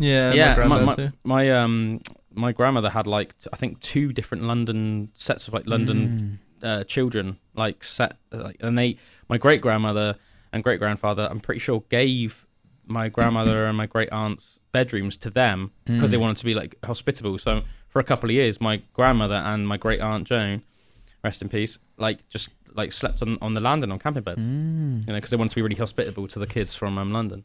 But yeah, crazy, isn't it? And also my granddad was shipped over to Widnes from the Isle of Man as well, because the Isle of Man was essentially turned into like a prisoner of war camp. But anyway, sort of digress a little bit. Crazy, baby. One thing I want to talk about you today, I was I was thinking this myself last night, and I thought it'd be a real, just almost like fun topic to think about. And one that, as I said, there's not like a right or wrong answer. So all your listeners out there as well, you can maybe like write in and tell us what you think and why on this topic. I'm going to phrase this question in a couple of different ways, but to start, what would you guys say, just in your opinion, as like a fun topic, what would you say do you think is the most like effective predator on the planet nowadays? Like if you had to like think of like one or two. Effective in killing things. Yeah, like just like not the one you necessarily like the most. Afterwards, I want to ask you which one you like the most, like you think's coolest or whatever. What do you think's like the most effective? Like what is it? A kingfisher? A kingfisher? Like a bird that like just skies down, takes a fish, is off, boom. There's no questions about it. It's just a straight kill, and it's out of there. I think if you're going to go the bird route, I think, in my opinion, you probably have to go some like owls. Owls. If you look into owls, man, owls are one of those animals that the more you look into them, they are crazy. They've evolved. I think they're the only animals that can fly completely silently. Wow. Yeah, I watched and I know the documentary 360 head thing as well is crazy, isn't it? And don't you think you even look at them and you're like, mate, how the hell did that evolve? Yeah. Pardon my language. Yeah, like, do you know what I mean? Like, how did that even like evolve? You know, like because it looks in the head so different. Massive black eyes sometimes. Or like not they don't obviously all have black eyes. Barn owls do, don't they? But it's like they have these massive eyes, almost like flat faces, and they can move their heads around. They've like developed this like silent flight. I was hearing that the silent flight's crazy. I've seen like videos of that. I was hearing in Colorado and stuff. The main cause of people and the creepy thing is most people don't even realize apparently this is the case. The main cause of people's pets disappearing in states like Colorado and some other states in America as well, in the US, is because owls in the night will snatch them up, and then obviously the next day, you'll come out and you'll be like, "Where's my cat?" or "Where's my Chihuahua?" or whatever. "Where's my terrier?" And it's just disappeared without a trace. Oh. And like biologists and stuff, sometimes when they've been like looking through like owl nests, obviously for whatever reason, biologists stuff, whether it's like trying to look at eggs or trying to figure out how this bird made the nest, they found up to 50 different animal collars in one nest once. Whoa. Oh, like 50 cat and dog collars. Damn. Easy prey for them. And apparently there was this what's his name? I can't remember the name of the guy now. There was a guy I heard about who said that he was having a meal in Colorado once, and he said he was literally like having a meal. It was like outdoors, about 7 p.m. Sun sort of like slowly going down, lovely golden sky. Everyone's like sat there eating outside, and there was like apparently just like a cat on the fence and just walking around, as cats do. Everyone sort of like can see the cat, but not paying too much attention to it. And then apparently, literally out of nowhere, a great horned owl came down, snatched up the cat, and literally just flew off into the sky. And everyone was just like. And he was like, it was like a fully grown cat, and you could see the cat sort of like before it disappeared out of view, you could see the cat like struggling in the talons and that. But great horned owls are like the wingspan's like 3 times like the length of like a large cat. Like that's why they're obviously called great horned owls, because they are freaking massive. I think they might be the largest owl in North America. I'm not sure, but like they literally like snatched it up. And obviously they have got like nasty talons, man. Like even for like a fully grown man, say, let alone like a cat. Like if once it sink their talons in, that's like a lot of damage to you in itself. Yeah. And then just carry the cat off, like crazy, isn't it? A lot of people apparently think that if their pets go missing, think it's coyotes. So man, it's the owls. But apparently with coyotes aren't interested necessarily in eating dogs and cats. They said it's more of like they see it as like a rival predator. So they're saying if you find like your dog and your cat and it's killed, but it's not really eaten, and it's like killed and then they probably just got left in a fight with the coyote. Yeah, it's like left somewhere near to the property. What's probably happened is in the night the coyotes have targeted it, thought like, okay, this is like a rival predator encroaching on our land. Let's kill it so we have more success. Whereas, so that's how you'd know it was a coyote. But if your animal just completely disappears, you can pretty much guess it was like a great horned owl. Cool. That's amazing, isn't it? That's like a fascinating fact. But on the subject of cats, though, I was thinking like, in terms of like, most successful predators on the planet, and this is what made me think of talking to you guys about this today, because I've got a crazy statistic for you all. I think you almost just have to just go with cats, and I'm not even talking. I'm talking like the wider genus of cats. So I'm just going to include all cat species, include all of them. Whether it's literally right down from Mr. Tiddles, your domestic cat, all the way up to the largest cat on the planet, the Siberian tiger. Because listen to this for a statistic for you guys, all right? This is something I found out at the same time I heard that story about the owl and the cat. In the USA alone, okay, so not even in the whole of North America, I'm not including Canada, this is just in the United States. Every year, how many animals do you think are killed by just domestic cats? So I'm not including even mountain lions and bobcats, which obviously kill a ridiculous amount of animals in North America every year. Just domestic cats, how many animals do you think domestic cats kill in the USA every year? I have no idea. If you just throw out a number, just I'm interested. 500,000. So you reckon 10 mil? You reckon 100,000? 500,000, half a mil. Mate, the number is staggering. Domestic cats in the USA alone every year apparently kill 14 billion animals. 14 bill. That's crazy. What? How many humans are on the Earth? They reckon about 7.5 at the moment, something like that. Whoa. So that's almost twice as many humans are on the planet. That cats kill just in the USA. Year, just in the USA, and that's just domestic cats. Whoa. That's not even bringing into account, as I said, there are bobcats and mountain lions all over, which obviously would increase the number drastically. So that's just them killing mice, rats, birds, other ground, basically anything they can find on the floor. Let's face it, cats are killing machines. Anything they can find, they will pretty much kill it if they can kill it.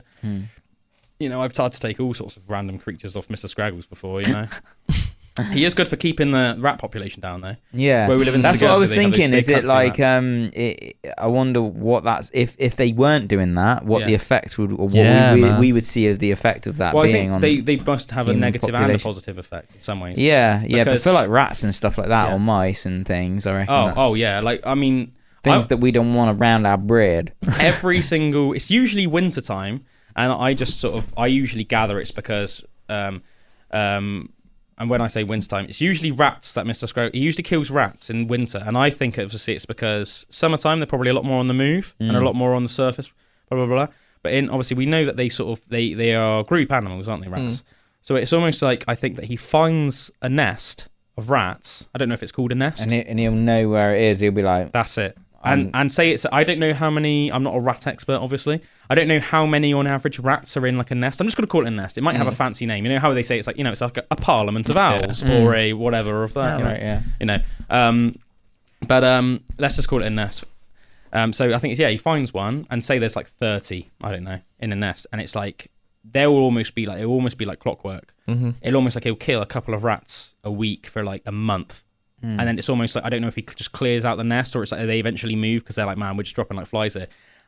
But the size of some of them, man, it just makes me think like, I'm glad that he's around to keep the numbers in check, because I wouldn't want these starting getting bold and like coming up to my back, like, you know, coming up to like actually on my patio and stuff. We had an issue with it in Cannington years ago. Mate, that was hilarious. Drew sent me a video one night. They had this issue with rats, didn't you, for ages? To the point where like Sorrel would be in bed at night, Drew's sister. Hear him scratching in the walls, and which is horrible. Like sometimes like right next to her head, so she'd be like sleeping in bed against the wall, and then suddenly hear them like, running up and down the walls. And stuff. Yeah, that ain't nice. You ended up having to put in rat poison and stuff, didn't you? And it worked in the end. But you were like waking up in the morning, weren't you? And like going down to the kitchen, you'd open up the cupboard, and there'd be like cereal and stuff all over the place in the cupboard, and they had like bit and clawed through the back panel of the cupboard, of the cupboard, got in, opened up the cereal and like eating all the food, which was obviously then making the food unedible for you guys.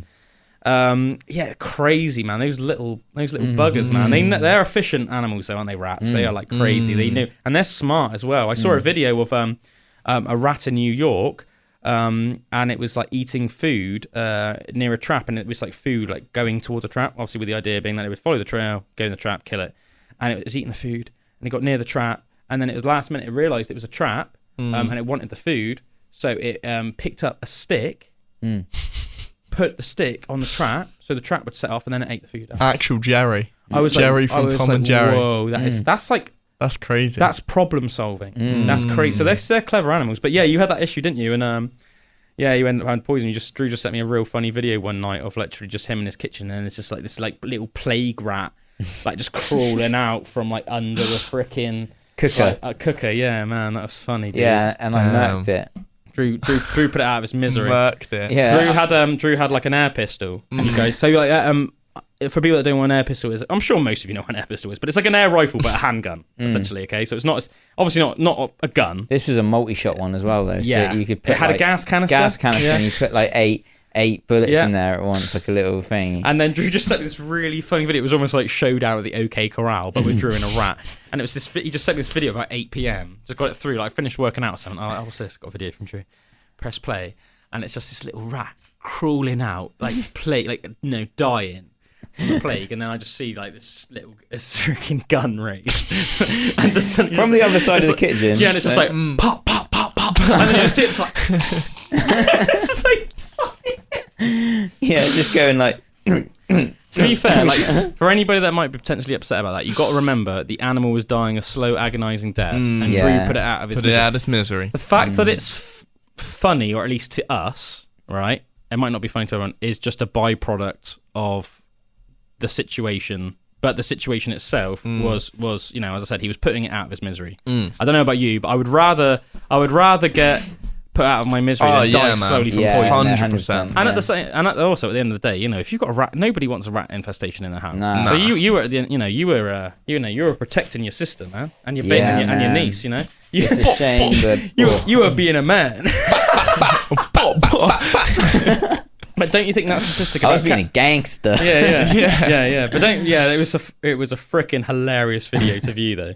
But that's a crazy stat about cats, don't you think? That's mental. But I also think then if you include the fact that Siberian tiger is the largest cat on the planet. In Siberia, tigers have zero competition. There are bears in Siberia. There aren't bears as big as like Kodiak bears or polar bears. I'm not even sure, to be honest, if there's brown bears in Siberia. I'm not sure, but there's definitely at least black bears. But I know for a fact that not only are black bears terrified of Siberian tigers, but Siberian tigers actively hunt black bears. That's how much of a don Siberian tigers. They are afraid of They're cool nothing. animals, to be fair. They're very cool animals. They are afraid of nothing. And it's like, and then you think about prides of lions in Africa, man, like literally, like you can't get much more donnage than that. And then you think about jaguars in South America, strongest bite force of any cat. Literally, this is how freaking again, it's almost a bit like the bears and like bears and tigers in Siberia. This is how crazy of a predator jaguars are. A bit like the Siberian tigers, actively hunting another apex predator like a bear. You think of crocodiles normally, you think apex predator, man, like any worthy of any respect. Jaguars jump into rivers, which isn't even their natural habitat, grab crocodiles. Granted, they're not as big as Nile crocodiles or salt crocodiles, but they're still freaking crocodiles, right? They drag them out of the rivers and the lakes and blah, blah, blah. And then they crush their skulls and their teeth with their humongous bite force, and then just eat them. Like, what sort of animal? Like, I just think madness, cats are cool, man. They are cool. I like cats. Very agile and everything. Yeah. Such a cool animal. Here's a question for you as well. Yeah. Sort of leading off from this. My friend messaged me this the other day out of nowhere. He just said, if you were in a room with like a dangerous apex predator, which would you want it to be out of, like, let's say a brown bear, right? No. A lion. More likely, a gorilla, or a hippo. Easy. Lion, and I'll tell you exactly why. That's what I said. I said lion. A lion will kill you before it eats you. A bear will eat you alive. So it will literally just start eating you, and you'll be eaten until you're dead. Right? You can watch gruesome videos if you're a gruesome burger like myself. I don't obviously go out of my way to watch this. I've just watched them in the past. I think it's important not to be like oversensitive about nature. I think it's an important part of being an adult. So I think that even though it is unpleasant, sometimes it's good to force yourself to watch this so you don't have this weird Disney sugar-coated version of reality. But like you can watch, nature documentaries and stuff, and clips online and stuff, and it's literally of like bears, say, eating moose. And they're like eating them from like the hind leg and like the ass, essentially. I think that's a lot of meat, and that's a lot. There's no vital organs there. And you can just see they're alive for ages. And sometimes it's almost like spinny. It's like half the animal's eaten, but because the brain, the heart, the lungs, kidney are just intact, they're still just somehow alive. And the bear's just there, like, taking its time, munching on you. Yeah. Man, I don't want to die like that, bro. Yeah, that's crazy, I want a lion. It would be horrible. It would hurt. Like, while it was stinking its claws into me and that, it'd be horrible. But it would be like, damn, for about 30 seconds. Hello, God. And then lions, unlike jaguars that go for the skull, jaguars go for the neck. Man, a lion's not going to take 2 seconds to freaking kill me by biting me in the neck. Think how soft and fleshy this is, right? In a lion's jaws with freaking teeth like that, man, it's going to crush my windpipe. I'll be dead. It said 30 seconds max, boom. Let that kitty have its dinner, Do you reckon a lion would be more likely to be less interested as well? No. No? No. I don't know why in my head, whenever I see lions, they're always just kind of sleeping. Nah, man. There's lots of cases in Africa of lions actively hunting humans. In fact, there was a really bad case of it. There's a movie with Val Kilmer from the 90s called, I think it's something like Ghost of the Train. Something like that. And it's a real case. It's a movie based. You should watch it. It's a really good movie. I remember watching it when I was like a little kid, and I loved it. It's a real case of two lions that while the railways were being built in Africa, I don't know how long ago it was. Let's say 100 years ago. It was about then, I think. about 100 years ago, maybe a little bit more, maybe 150 years ago, there were railways being built in Africa. And obviously there were lots of people working on these railways. And these two lions figured out that it was a lot easier to pick off all these workers. There were like hundreds, if not thousands of workers just out building these railways every day. They figured out it was much easier to pick off these railway workers than it was to take down a freaking wildebeest or a buffalo or a hippo or a giraffe. So people, like almost like dozens of people were getting killed and eaten a day, to the point that it became such a massive problem that like the greatest hunters in the British Empire, this is when the British Empire was still in its heyday, were like traveling to Africa to try and kill it, and like some of them got eaten. And the movie is about Val Kilmer's playing the character of this real hunter that really went there, who would like hunted all across the planet and stuff like that. And it was like the tale of like him hunting these apex predators. So but like lions, man, do not give a monkeys. They don't give them. They like if they can eat you, they will eat you. You know, they say like great white sharks and stuff, and it's like, you know, it's usually a case of mistaken identity. If you're on a surfboard, your silhouette from below looks like a big seal, so they think you're a seal, and then they accidentally, like, you know, they eat your leg and you die of bleeding, but by that point it's too late. Like, that's like a consolation. But anyway, yeah, it's not like a case of mistaken identity with a lion. Like, a lion's not going to be that fussy, man. If They're like, just like meat, baby. yeah, they'll eat you, man. They're happy to eat you. They'll just Long pig. I think with most long pig. Long pig. Yeah, man. For anybody Fancy some long pig. yeah, tonight. that's what cannibals call human meat, isn't it? It's a nickname, because apparently we taste most like pork. Humans taste most like pork out of all meat. Porky baby.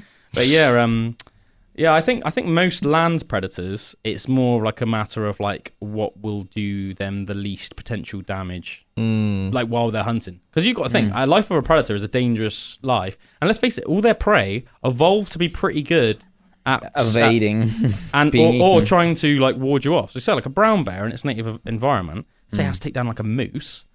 Moose is the freaking largest like species of deer on the planet. You see a moose in real life, not that I have. They're huge. But They're it's big. It's like a freaking SUV with freaking. I like, love with seeing those massive videos when they're antlers, walking along roads and that, and you see them compared to the size of the cars and stuff. Yeah, It's just like, it looks yeah. mad. dude. So I think that's dangerous. You know what I mean? That's dangerous for a bear. Whereas like, you Big know, antlers. yeah. Whereas like, you know, if a bear or like a lion, something like that, if it can just like get you rather than something, they look at you and you're like, oh, okay, some nice little fleshy, soft-bellied little monkey. You know, let's go get that way. That's way easier than taking down a moose or in Africa taking down a freaking wildebeest or something. You know, which has got like sharp horns and is like essentially like a freaking like. If like a bull became a UFC fighter, that's what like a wildebeest is. Would anything ever go for a gorilla? Or are they more apex where they are? I feel like if a gorilla started going mental, that would not, man. Well, one of the big questions. Not good. I've heard like a lot of people like speculate like what would win in a fight between like a brown bear and a gorilla. Like a silverback. And it's hard to say, man. Like, one thing, like, yeah, gorillas have insane strength. Like, Pure muscle. like ungodly strength.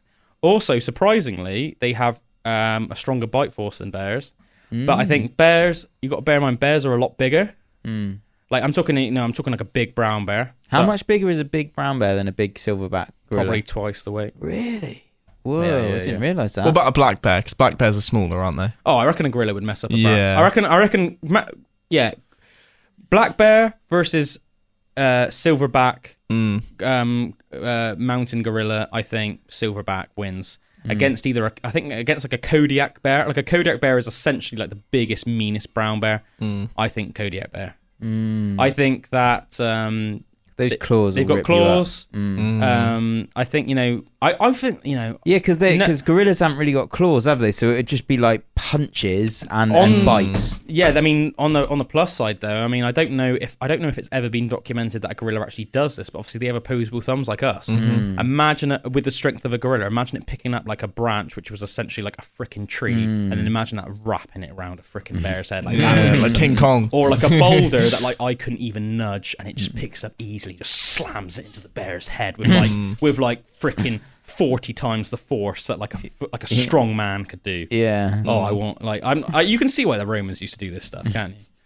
I'm not sure if the Romans ever actually got like silver. I don't know if they even knew that they existed. Do you know what I mean? Like got silverback gorillas and made them fight bears. I don't think they did. Like in the Colosseum. because they would make bears fight lions and stuff like that. I know. Yeah, that's crazy, man. But let's just type weight. We have to wrap up the show soon. But let's just have a look. Finish off with this hypothetical. Who wins in a fight, bear or gorilla? So a silverback gorilla weighs up to 180 kilos. So that's not actually insane. No. I weigh about 110. Whoa. So it's probably like me and... You're nearly at a silverback level, man.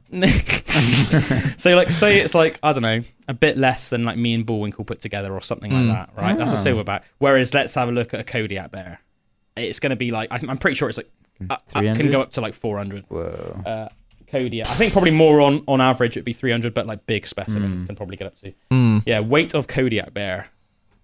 Oh my god, a male can get up to 640 kgs. What? It says a male can range anywhere between 270 to 640 kgs. That's insane, isn't it? So think that's a male silverback gorilla at 180. So it's like 4 times that weight. Yeah. Do you know what I mean? Yeah. I don't think... It does still say here, I've just searched up who would win. It says the gorilla's biggest advantage is its spry movement, whereas the grizzly's, so this is comparing it to a grizzly bear, primary advantage is its claws. The grizzly is larger, but the gorilla is still stronger. Is it though? Is it stronger? I question the validity of that article.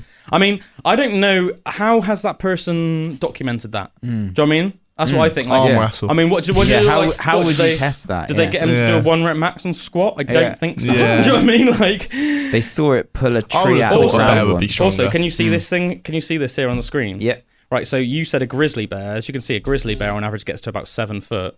An upper limit brown bear, which is what we're talking about, Kodiak bears, are actually like much bigger. You know what I mean? So you can see a black bear is about the same size as a big man. I'd love to see a massive brown bear in real life. Oh, it'd be amazing, wouldn't it? Mate, I saw a brown bear, didn't I?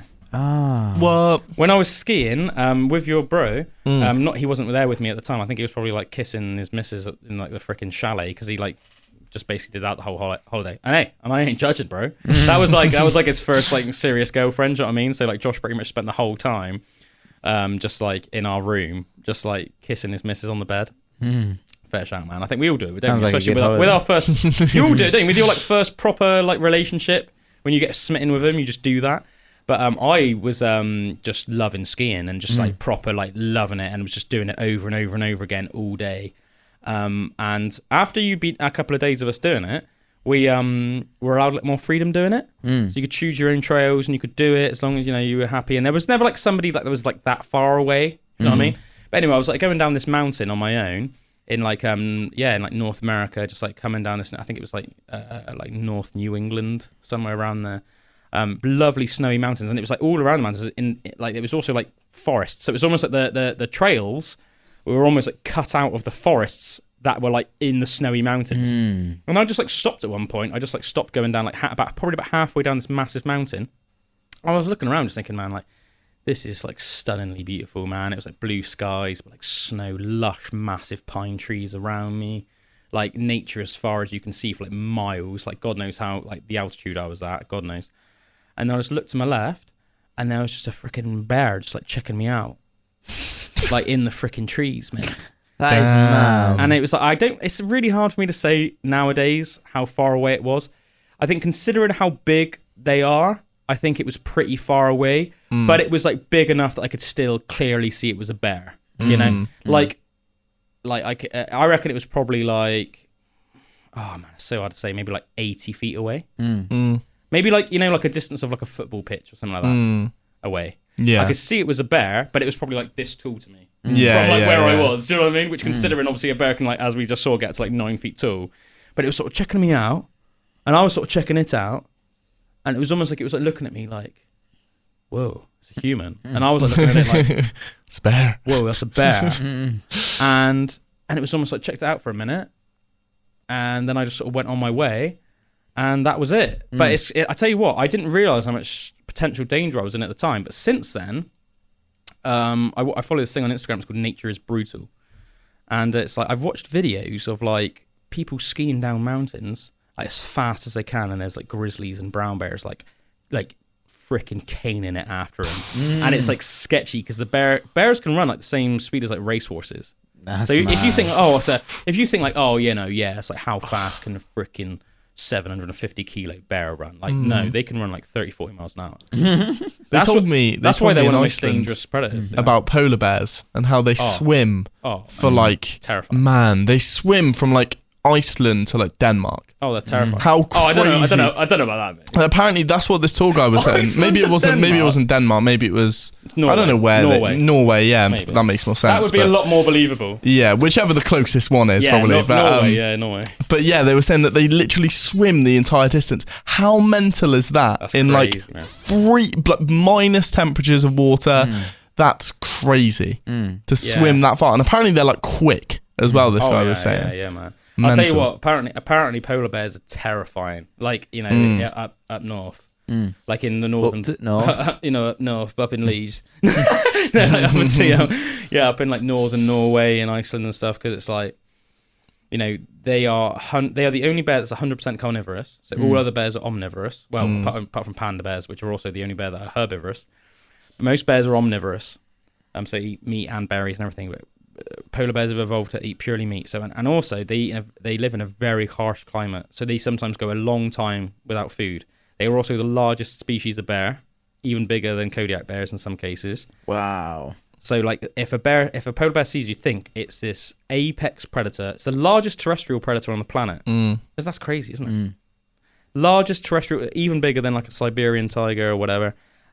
They will see you. Sometimes they are in full starvation mode. They've also got more testosterone than a freaking room full of roiders. They are starving, and they are the largest predator on the planet. They will look at you, and they will literally do whatever it takes to eat you. And that is like a terrifying thought, isn't it? That's like a real life monster. That's like story. You hear a story about a monster, like that's like real life monster right there. There's this freaking thing that's the size of a bus, like a small bus, that's gonna like literally do anything to kill you and eat you. And you're not even really gonna see it if you're out in the snow. No, so it just blends in. Yeah, you see videos of them and they are just like completely camouflaged. It's crazy, man. Anyway, guys, we've got to wrap the show. I think we've already gone a little bit over, but thanks for chilling with us this evening. Let us know, what do you think is the most effective predator on the planet? We didn't really get even like a good answer. I didn't even get a good answer out of you guys, but I think cats are definitely... like cats? Cats are up there. I also think you've got to say killer whales as well. I mean, literally the absolute dons of the ocean. But yeah, let us know, what do you think are the coolest predators, the most effective predators, all of that good stuff. And we'll be back with you guys again next week for another Pandora's Box. Cheers.